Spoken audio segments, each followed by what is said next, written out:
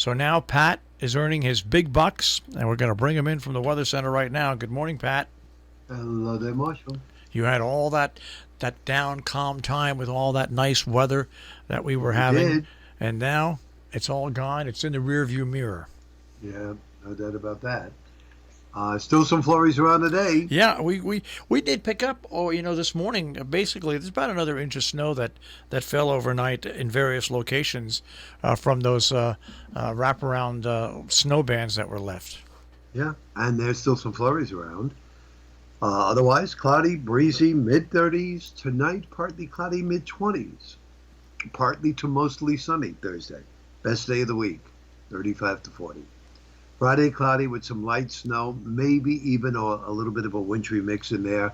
It's just nuisance, 35 to 40. Your Saturday, partly cloudy and breezy, mid 30s. Right now, Super Bowl Sunday looks to be partly sunny with highs 35 to 40. The Euro, which was insisting on a nor'easter Sunday into Monday, has backed off and has joined the rest of the modeling, saying that the storm is going to stay just offshore. And while that's great that they're all together, it's still 5 days away. Actually, almost 6. Anything could happen. So we'll continue to watch that. But no matter what, icy cold weather will return early next week. So it is certainly not. You're not going to be seeing any kind of a February thaw since we didn't have it in January. So that's one thing.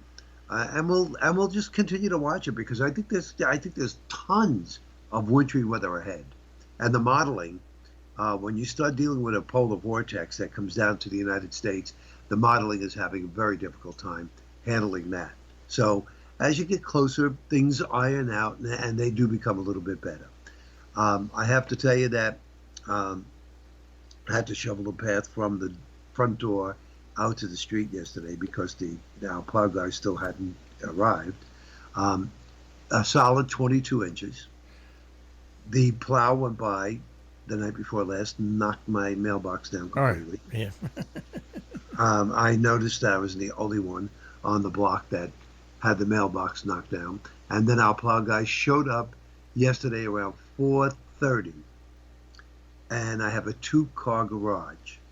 So a 2-car driveway. Mind you, folks, he plowed it. Don't think he took the snow away, because he didn't. He plowed it and pushed it up against my PVC fence, which leads into my garden. So that's all packed up there. And he threw down a little salt. Guess how much he charged me for that? I'm just going to take a guess where you are. $150. Boy, you're pretty close. $160. $160. Yeah, I mean, we have, like I said, Steve Value does our transmitter site. He's a good friend of mine, and he plows that for us, saves us a ton of money. He's just a great guy. Here at the station, we have Kindred Property Care, and not only do they plow the driveway just to keep it open during the storm, but about every 2 hours during a storm, especially a heavy snowstorm, they come and they clear off the satellite dish 24 hours a day.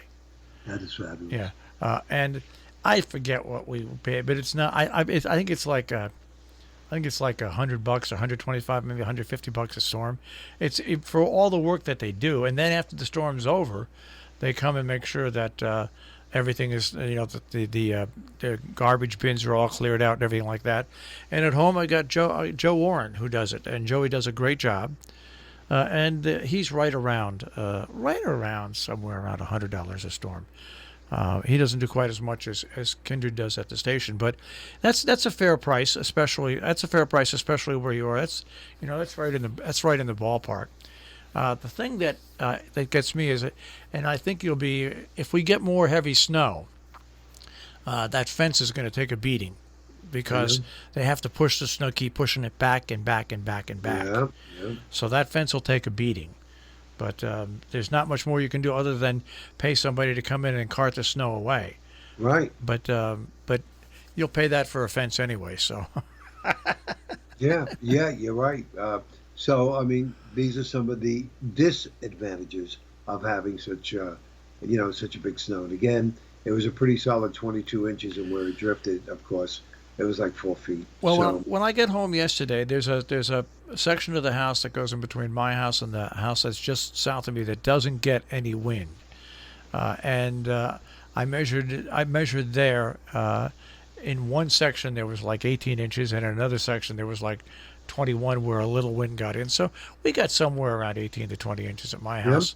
It looks like once again, I always like the video after a big storm, going up my hill, Factory Street, because it looks like a toboggan run, for automobiles, because wow. you've got the high walls of snow and stuff like that. So yeah, we're in it. And so your gut feeling is we really don't know about Sunday night into Monday. We really have to wait, because really not all the models agreed on this storm 5 or 6 days out at all. They sure didn't. You recall at one point, I think I told you, the models range from 2 inches to 22 inches. Yeah, and early on in that one, the Euro didn't see this storm early on either in that one. No, they didn't.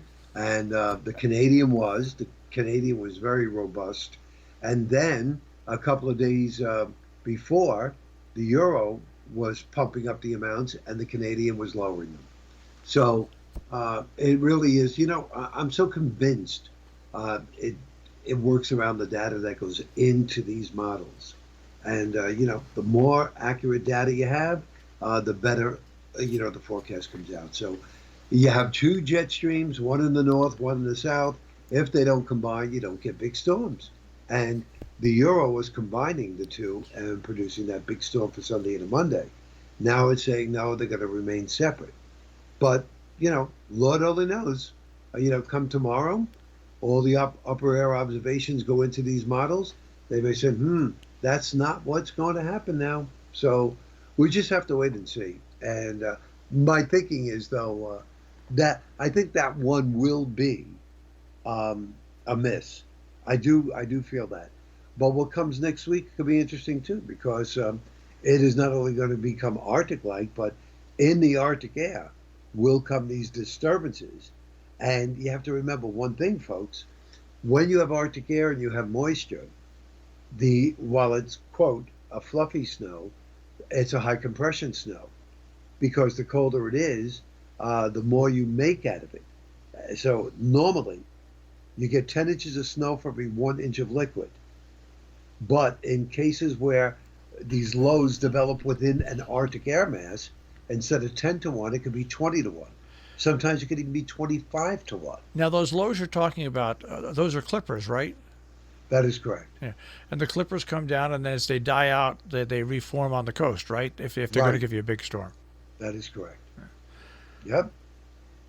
So that would be, that'll be the scenario that we'll be watching for next week. Now they call them But Alberta yeah, clippers, right? most of them are Yeah. Alberta clippers. Some of them come down from Saskatchewan. Yeah, but Saskatchewan's too hard to say. Well, yes, we some of us call them Saskatchewan screamers Screamers. I, because they come very fast. Yeah. So we'll be watching it, and I really do think that next week too will be an active winter weather week. well, you've been saying all along in your long range forecast that February was the month. Yeah, and it's really looking like that. It really is. I just don't know what we're going to do with all this snow. I mean, even if you get bouts of 2 and 3 and 4 inches, and they come every 3 or 4 days, I mean, it's still piling up all over the place. Yeah, yeah. Well, that's when you hire somebody in with a truck, and they load the snow in, and they take it And away they and bring it away. dump it in a field someplace. Yeah. So anyway, yeah, our parking lot is now about 60% of the size that it started the winter at, and about 60% of the size, because there's just so many places you can push it. You know, once you get to a certain thing, it just starts cutting down on the size of your parking lot. So, and somebody Well, in the town hall parking lot yesterday, somebody left their car in the lot overnight, and of course the poor guys that plow out the town parking lot, they had to plow all around the car. No, I just don't know why people do that. That's, I mean, I have no idea. you know, makes somebody's job a little harder in the morning. And of course, if he comes back and he finds a nice big gash across the side, then he's going to be sorry. You're right. You're right. Oh Yeah. well, at least we don't live in the city where they got about 20 inches of snow as well.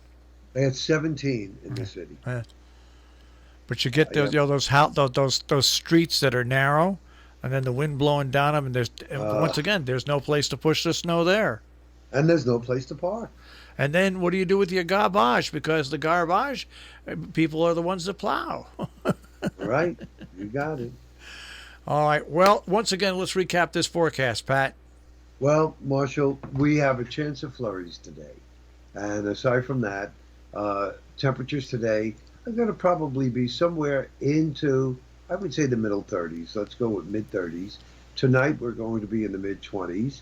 And for tomorrow, sunny, 35 to 40.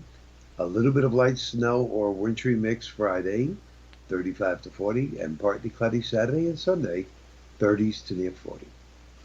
And then we see what happens on Monday.